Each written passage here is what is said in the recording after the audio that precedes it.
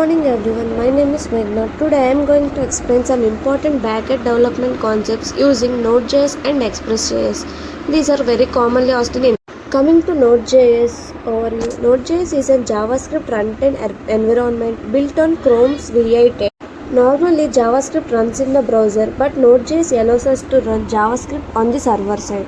One important feature of Node.js is that it is event driven and uses a non-blocking I/O model. It works on a single-threaded event loop architecture. This means it can handle multiple requests without creating multiple threads. For example, if one user requests data from a database, Node.js can continue handling other users without waiting. Coming to asynchronous programming and callbacks, one of the key features of Node.js is asynchronous programming. In asynchronous programming, tasks run one after another. If one task takes time, everything waits. But in asynchronous programming, tasks run without blocking the main thread. A callback is a function passed as an argument to another function. This is known as callback. It is mainly used to handle asynchronous operations like reading files, making API calls, or database operations. This approach improves performance and keeps applications responsive. This is about asynchronous programming and call. It improves efficiency. Coming to package.json, every Node.js project contains a file called package.json. This file stores project information such as name, version, and description. It also stores dependencies, which are external libraries used in the project. Whenever we install a package using npm install, it gets recorded in this file. It also contains scripts like start or test to run the application. So package.json manages the entire project configuration. This is known as package.json. It is widely used in full stack applications widely. Coming to module systems, Node.js supports two module systems. The older system is CommonJS, which uses require. The modern system is ES modules, which uses import. Modules helps us split code into smaller reusable files. This improves code organization, readability, and also maintainability. These module systems are very important in full stack applications and in JavaScript and also in Express.js.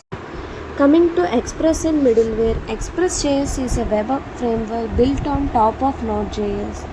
It simplifies server creation and routing. One of the important concepts in Express.js is middleware. Middleware functions have access to request, response, and next. They are used to perform tasks like authentication, logging, and validations. For example, Express.json is middleware used to parse incoming JSON data. Middleware helps structure applications in a clean and secure way. Coming to REST API, REST stands for Representational State Transfer. It is an architectural style used to build web services. REST APIs use HTTP methods such as get, post, put, delete. Get is used to retrieve data, post for to send data, put to update data, delete is used to remove data. In Node.js, we create REST APIs using Express rules. REST APIs are stateless, and its meaning each request contains all necessary information. Now coming to NPM. NPM stands for Node Package Manager. It is used to install and manage external libraries. For example, if we use npm install express to install Express, all dependencies are stored in Node modules and recorded in package.json. NPM helps maintain version control and manage project dependencies efficiently. This is all about NPM and dependency management. Now coming to password hashing or security hashing. In web applications, security is very important. Passwords should never be stored in plain text.